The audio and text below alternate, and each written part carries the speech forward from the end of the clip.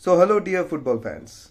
After many days, I'm back making football videos regularly. The health is not very well at the moment, but still, the passion never ends. So, international break is almost over.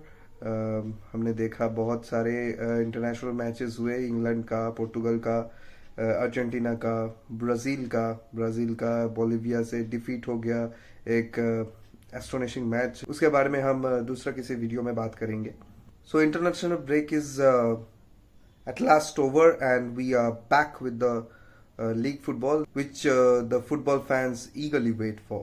तो break से पहले Liverpool और Arsenal का घमासान मुकाबला में शोबोज़लाई के एक स्टनिंग फ्री किक के वजह से लिवरपूल आर्सेनल को 1-0 से हरा देते हैं और टेबल में अभी टॉप पे है with 9 points out of the 3 matches. I would say all of them were very tricky matches because Bournemouth, Newcastle, Arsenal तो उसमें probable league winners माने जा रहे हैं। तो it hasn't been a very smooth 3 matches for Liverpool. But we will not talk about the matches. In this video, we will analyze the transfer window for Liverpool Football Club mainly. देखिए, with the upcoming World Cup in next year 2026, players want regular football for their respective clubs. क्योंकि हर football player का ही ख्वाब होता है कि उनके देश के लिए नाम रोशन करे। तो प्लेयर्स लोग चाह रहे थे कि वो ऐसे ही क्लब में जाए कि वहाँ पे वो रेगुलर फुटबॉल खेल सके। Today we will talk about Liverpool's extraordinary transfer window क्योंकि हम लोग जो लिवरपूल फैंस रह चुके हैं लास्ट 10-15 ईयर्स में शायद ही ऐसा कुछ ट्रांसफर विंडो हमने देखा है। बल्कि 1990 के बाद हमने लिवरपूल को इतना सारा प्लेयर्स एक साथ लाने का कोई हिस्ट्री मुझे तो नहीं मालूम है। So it has been one of a kind window for Liverpool football club. देखिए, काफ़ी लोग बोलते हैं कि Liverpool has been the stepping stone for many players. For example Fernando Torres, Luis Suarez, Mascherano, Xabi Alonso. काफ़ी लोगों का मानना है लिवरपूल एक स्टेपिंग स्टोन की तरह यूज़ करते हैं players to eventually end up at giants of La Liga, both Barcelona and Real Madrid. But this window showed us what Liverpool truly stands for. Liverpool stands for its heritage, rich history, and the culture behind it. Fans have been demanding for transfers, new signings for many years because FSG were not very much interested in rejuvenating the squad each and every season, unlike their competitors Arsenal or Manchester City. Liverpool का starting squad अब 2017-18 के बाद से देख ले तो last 7-8 years में starting squad has been very much formidable, but the squad depth, unlike Arsenal this season and Manchester City throughout last 10 years, hasn't been very rich compared to them. और उसके बाद इंजुरीज वगैरह तो रहता ही है।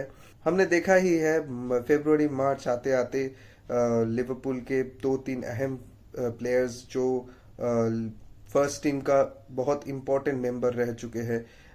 आप example के लिए 2023-24 का सीजन देख लीजिए। Diogo Jota, the beloved Diogo Jota, was very much instrumental in our title run, but he got injured and in the farewell season of Jurgen Klopp, our title run lost its way. और काफ़ी सारे seasons में साला, सैडियो माने दोनों ही Afcons में चले जाते थे और उनके वापस आने के बाद उतना फॉर्म उनका नहीं रहता है। इसीलिए Liverpool also lost some cup titles in my personal opinion. And after all these years of Konchesky, Leaky Lambert, Andy Carroll, Ozan Kabak, Ben Davies and whatnot, FSG have finally decided to rejuvenate the squad. And they showed true intent to fortify each and every sector of the squad. First of all, our team of Michael Edwards and Richard Hughes, the sporting director, had one job in their hands, extending the contracts of most valuable players, Virgil van Dijk, Mohamed Salah and Trent Alexander-Arnold. And they got it done 2 out of 3। Trent अपना career के 20 साल Liverpool के बिताने के बाद अपना देश छोड़ के, अपना जमीन छोड़ के रियल मैड्रिड ज्वाइन कर लिए just 1 month before the maturity of his contract, और Real Madrid paid around 10 million euros for that. तो लिवरपूल के पास राइट बैक ऑप्शन के लिए वो लाए बेयर लिवरकूसन से one of the prolific players of last 2-3 seasons, Jeremie Frimpong. And with aging Andy Robertson and Tsimikas not having very much significant output for Liverpool, they also brought Milos Kerkez from Bournemouth at the left back. Trent के जाने के बाद Liverpool के लिए creative options बहुत कम हो गए, क्योंकि Trent had been one of the most important members in the recent success for Liverpool. The duo of Trent and Salah and Mane had been very, very significant in Jurgen Klopp's success in last around 6-7 years. तो उनके जाने के बाद एक creative option हमें चाहिए था, तो उसके लिए फ्रिम्पोंग का ही चट्टी बड्डी लेवरकूजन से one of the most promising talent of footballing world Florian Wirtz, जो एक लेफ्ट साइडेड अटैकिंग मिडफील्डर या लेफ्ट विंग जो भी आप कह सके, उनको भी लाए लेवरकूजन से। Leverkusen has been dismantled this season. वो आप जावी अलोंसो की बात कर लीजिए जो उनके कोच रहे हैं, फ्रिम्पोंग, वियर्ट्स, और उसके बाद उनके कैप्टन ग्रैनिट जाका को भी मतलब सनडरलैंड ने लेके चला गया। तो it is gonna be interesting to see how Leverkusen performs in Bundesliga in this particular season and the upcoming years. इसके बाद Liverpool needed to strengthen their attack with the unfortunate demise of Diogo Jota, जो मुझे नहीं लगता वो इस साल या अगले साल वो कभी भी नहीं जाने वाले थे लिवरपूल से। आर्ने स्लॉट ने जोटा पे बहुत बहुत ट्रस्ट दिखाया था लास्ट सीजन। कहीं भी हमको आउटपुट चाहिए था, मैचेस फंस गए, तुरंत ही स्लॉट ने जोटा को लाते थे। तो unfortunately he died in an accident. It was very very hard for me also as a Liverpool fan. तो प्लेयर्स लोगों को तो क्या ही बीते होंगे, I can not really imagine.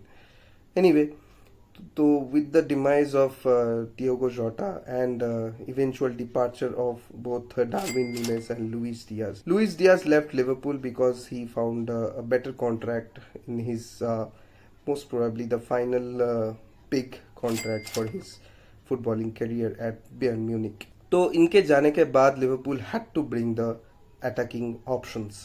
तो first Liverpool were eyeing the Masiha of Newcastle, Alexander Isak.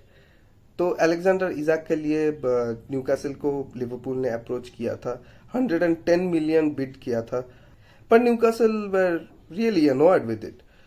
पर इजाक ने अराउंड मार्च या अप्रैल में बोल ही दिए थे, न्यूकासल के मैनेजर एडी हाउ और मैनेजमेंट दोनों को ही बोल दिए थे कि he had to explore his option in this season और future. But Newcastle management knew that if this news got out, the fans will be furious. पहले ये बिड एक्सेप्ट करने से मना कर दिया और लिवरपूल ने बोला चलो ठीक है, आप हमको इजाक नहीं दोगे तो हम आपके टारगेट को उठा लेंगे। Newcastle were eyeing Hugo Ekitike from Eintracht Frankfurt for the replacement of Callum Wilson, जो लास्ट सीजन मतलब 4 या 5 मैच भी पूरा नहीं खेले हैं। तो I don't know, they created a facade that they will play Isak and Ekitike together in a 4-4-2 position, but they don't play like that. They are usually 4-3-3 or something like that. Anyway, Liverpool just hijacked Hugo Ekitike, and Ekitike only wanted Liverpool. He just said yes to Richard Hughes and came to us. और जो हम पहला 2-3 matches में देख ही चुके हैं, Ekitike has been instrumental in Liverpool's attack this season. I hope he shines well in the upcoming matches too. तो उनके जाने के बाद एक बड़ा सा लॉन्ग ट्रांसफर सागा चला, मतलब with Fabrizio Romano tweeting 10,000 times the same thing in different ways and God knows what. Eventually Newcastle 100 player से रिजेक्ट होने के बाद फाइनली जर्मनी से निक वोल्टमेड और ब्रेंटफोर्ड से योहन वीसा को साइन कर लिए और फिर at last British transfer record of 120 million pounds तोड़कर लिवरपूल ने न्यूकासल से उठा लाया Alexander the great Isaac.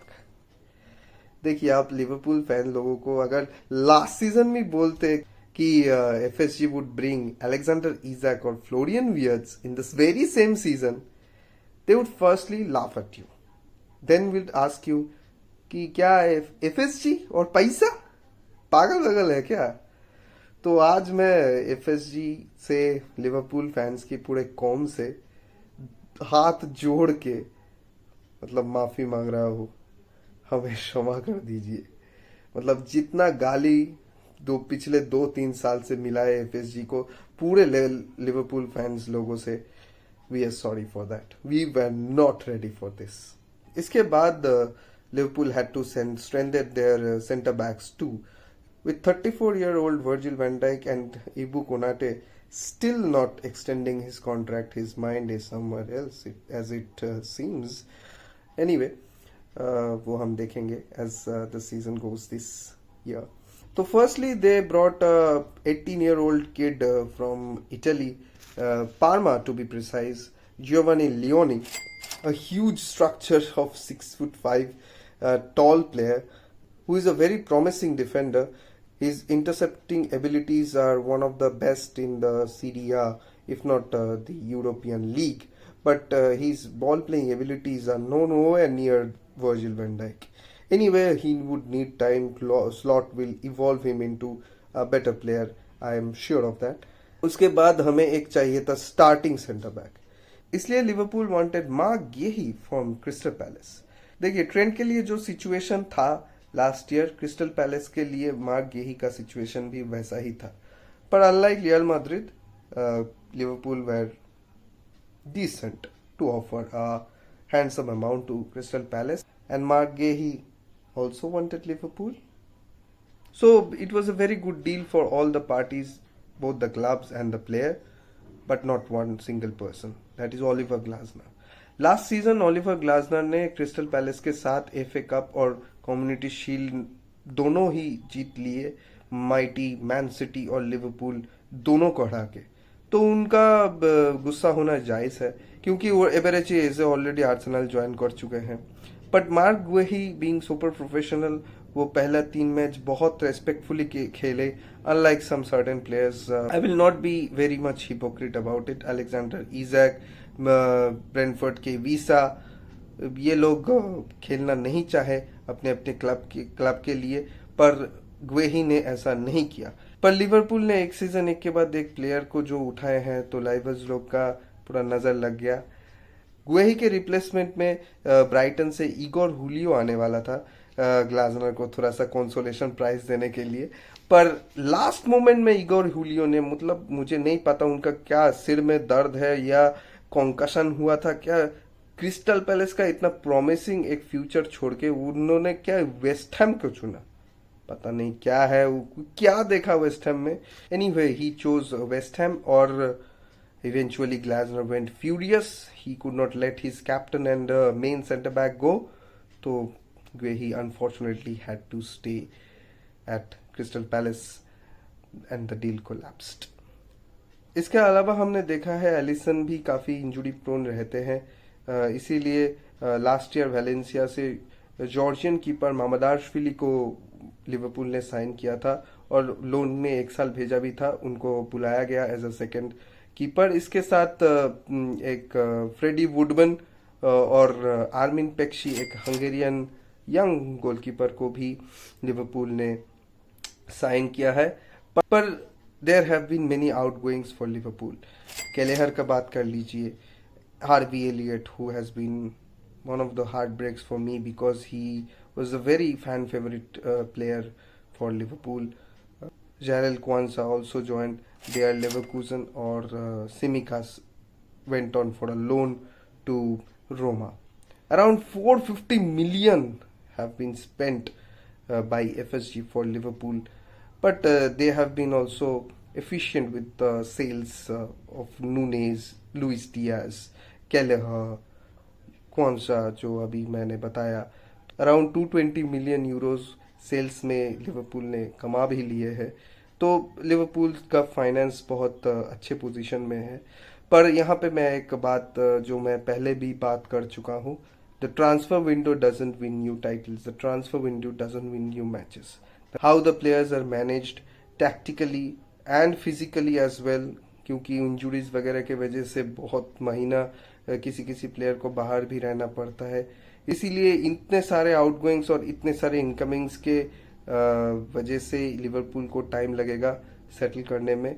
3 matches में 3 जीत हो चुका है, पर league season is long, we will see how Liverpool goes with it. I am sorry इतना लेट हो गया वीडियो आने में। I think I try to improve my consistency. और ब्रेक के बाद लिवरपूल के लिए रिलेटिवली इजियर फिक्सचर्स है। बर्नली अवे दिस वीकेंड और नेक्स्ट वीक से चैंपियंस लीग भी शुरू हो रहा है। उससे पहले डिस्कशन जरूर करेंगे। Until then, you will never walk alone.